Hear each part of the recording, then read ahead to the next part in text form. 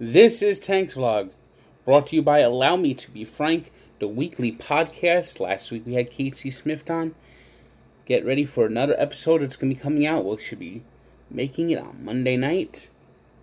So, stay tuned for more information and listen to Casey Smith's last week's episode or any other episodes that we've done in the past on SoundCloud and iTunes. NFL Week 3 was on Sunday night, and I think we're in the upside down. That's the only way to describe what is going on right now. First, let's start with the Dolphins. And 3-0 for the first time since 2013. Only the second time since 1998. And 3-0 in 2013 was quickly erased, so it's easy to forget about it. So the Dolphins got to make this one count. And next week they have a very tough game in Foxborough, and they'll be playing a pissed-off Patriots team that's lost 2 in a row. But the Dolphins, it just very gritty win today. Didn't have Rashad Jones. Hakeem Grant gets ejected. Keith Hughes gets hurt. So 3 key defenders are down. And the Raiders moved the ball at will at times. But the Dolphins played bend it not break. Another great goal line stance. A big interception by the X-Men, Xavier Howard. And the Dolphins end up getting a nice 28-20 win, with Albert Wilson making 2 big, fantastic plays in the fourth quarter. Jarvis who? I mean, Albert Wilson on the reverse end around from Frank Gore threw a beautiful pass. Beautiful pass to Hakeem Grant. And then, after the Howard interception, he caught a little dump pass from Tannehill and went 74 yards, high-fiving Grant all the way down to the last few yards as the Dolphins clinched the victory over the Raiders. Right now, if you're a Raider fan, you got to feel sick to your stomach. Not only did you give up just a monster defender in Khalil Mack, more on him later, but you've had leads in all 3 games at the end of the first half. Now, the Rams blew their doors off, but last week, they completely choked in Denver. And today, another fourth quarter where they just fell apart. You know, right now, I would not ask anyone on the Raiders for change, because they just can't give you 4 quarters.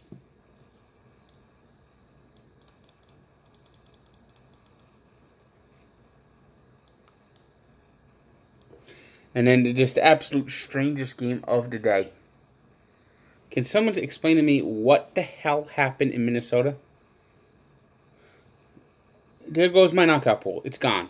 I mean, I was so cursed with knockout pools this year. First, I entered the first week. I took the Saints. Boof! And then I was lucky enough to see that knockout pools were still available to enter. So I took the Rams. I took the 49ers last week, and the 49ers survived the scare. But this week, the friggin' Vikings did not even show up. They're playing the Rams on Thursday night. I mean, it is clear as day that every member of the Vikings did not concentrate any bit on the Bills. I mean, the Bills came in 0-2, looking horrible. They have players quitting at halftime, getting steamrolled. Bills look like they're on their way to an 0-16 type season. And Josh Allen showed why Josh Allen was a top 10 pick today. With his arms and with his legs. Leaping over defenders. Making the Minnesota Vikings look silly. As the Bills won 27-6. By the way, I went 4-11 so far in my NFL picks. I am awful. I suck. So the best bet is follow my picks and fade me. Go ahead and fade me to the bank, And if you hit it big, fade me all the way to the mansion, just kick me back a little bit. I mean, if you win by fading me, just remember me. Because my picks suck that bad. And you know what the funniest thing? I picked the Vikings to win 27-6. Yep, that was the score, but it was the Bills that won 27-6. Carson Wentz returned to the field and was a little rusty at times, but was just good enough as the Eagles edged the Colts 20-16. And nearly lost my roof. Hey, Ralph, you okay up there?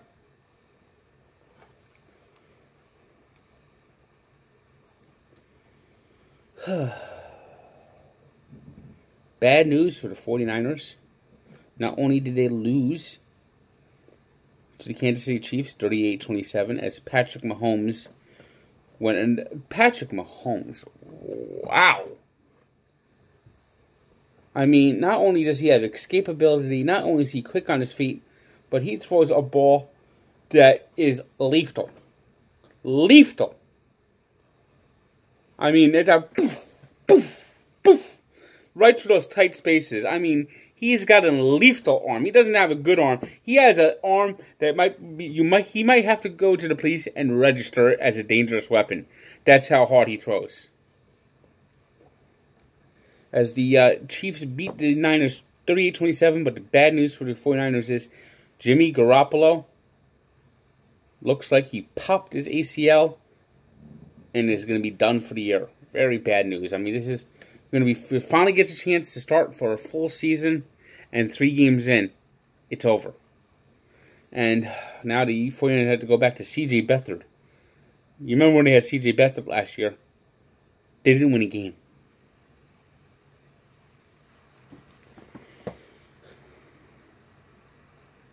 In the most underrated rivalry in the NFL, the Dixieland battle, it was the Saints in overtime, 43-37, as Drew Brees and Matt Ryan both had big games. Brees almost 400 yards passing, 3 touchdowns. Matt Ryan threw for 5 touchdowns. But the Saints won the overtime coin toss and played keep away, never letting the Atlanta see the field as they went all the way down the field and scored a touchdown. Packers, you might be a little concerned about the Packers.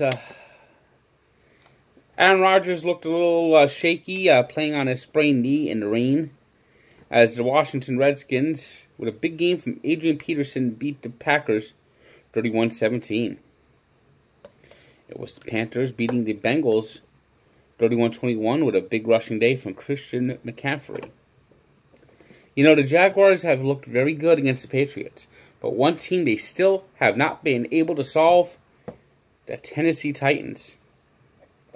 Today, it was the Titans in a battle of field goals, a scintillating battle, beating the Jaguars in Jacksonville 9-6. The Ravens bounced back from a terrible Thursday night performance. They handed Broncos their first loss of the year, 27-14, as Denver put up 14 points in the first quarter and didn't score again.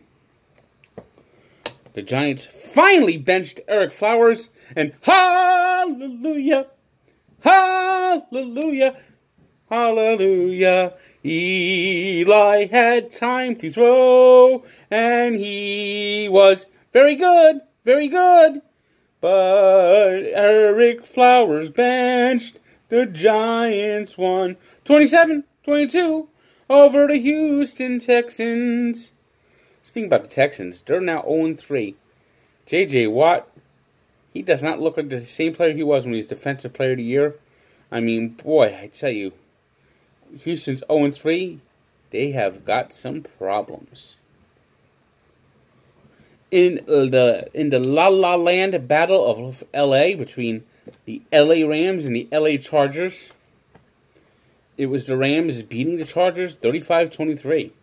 Although some injuries to the secondary are a concern for the Rams, as Aqib Talib and Marcus Peters both left the game with injuries. But Jared Goff outgunned Phillip Rivers for 354 yards with 3 touchdowns.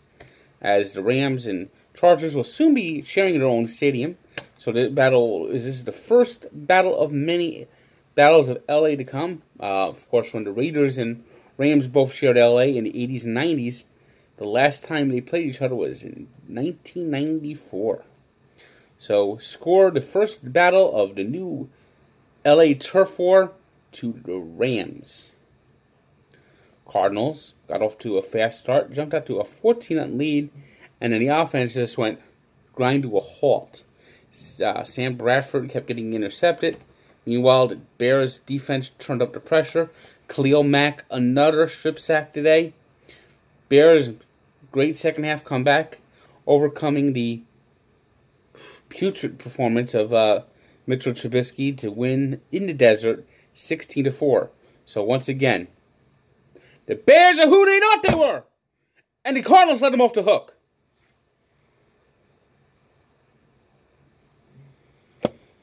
Up in Seattle, the Seahawks played the first game of the year before in front of the 12th man, whatever they want to call them.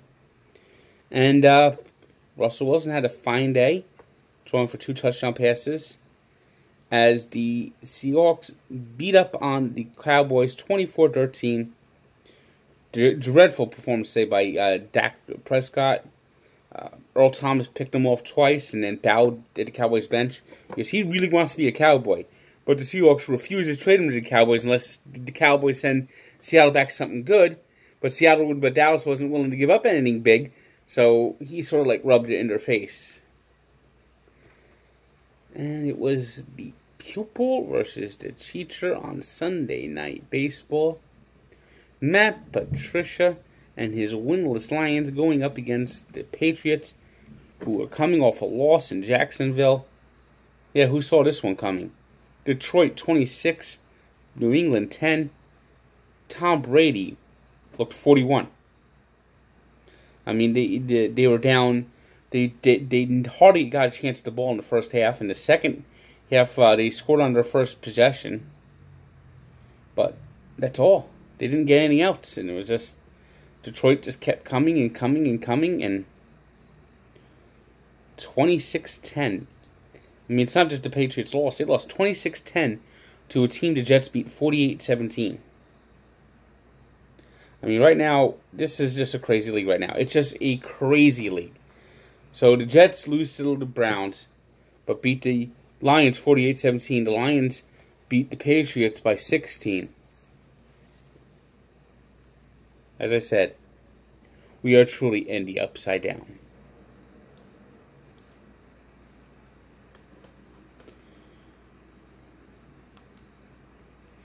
Baseball was played on Sunday. Although during football season, it's like baseball goes in ways and hides. You could have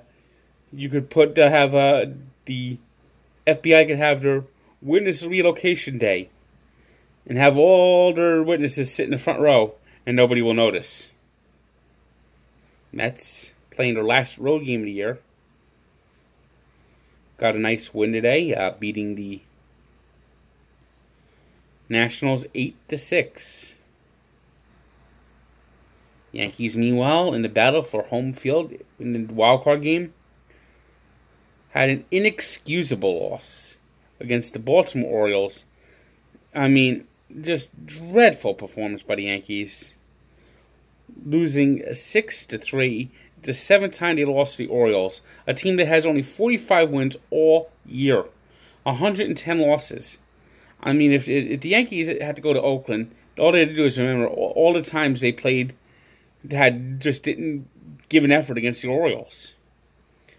Although it did hurt them today because the Twins salvaged the final game of a 4-game series, beating the A's 5-1 out in Oakland. It was the Indians 4-3 winners in 11 innings over the Red Sox. Both teams clinched the division, so that game is fairly meaningless as they're basically locked in. The Red Sox are locked in the 1 seed, and the Indians are locked into the 3 seed. It was the Astros 6-2 winners over the Angels, as they get one step closer to clinching the American League West. Out in the National League, the Braves completed a 4-game sweep of the Phillies, handing Aaron Nola a loss. Cy Young Jacob deGrom. Cy Young Jacob deGrom.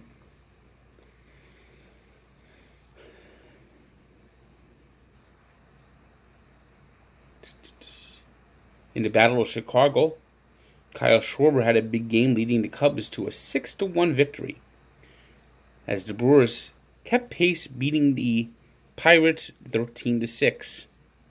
Meanwhile, the Cardinals, they're riding right along 9-2 in the second wild card spot.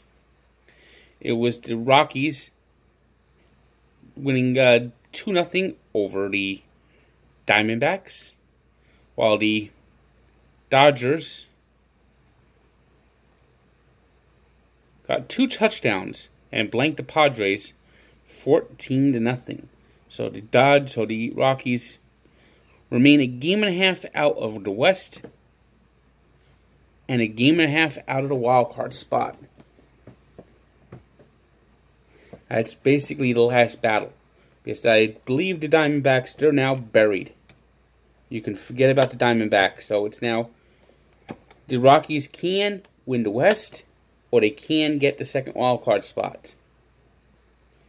So that's where the true battle lines lie. And of course, Cubs and Brewers are battling for the division, and the Cardinals are in the middle of the pack there, battling for the wild card spots.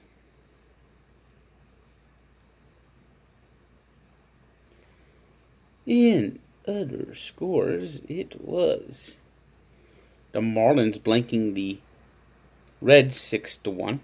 6-0, excuse me. The Rangers sank the Mariners 6-1.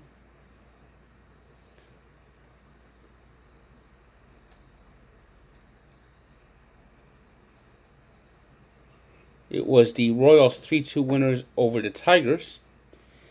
And Blake Snell is inching closer to that Cy Young with a 5-2 win over the Blue Jays. 21 wins, a 1.90 ERA. Right now, I don't think Chris Sale would even qualify for the ERA title. So that's 2/3. He leads the American League into two of the 3 top categories for determining pitching. You know, Chris Sale, if he stayed healthy, probably would have won the Cy Young. But I think right now it's absolutely got to go to Blake Snell. And not that the wins are that important, but that 1.90 ERA, that's what sticks out to me.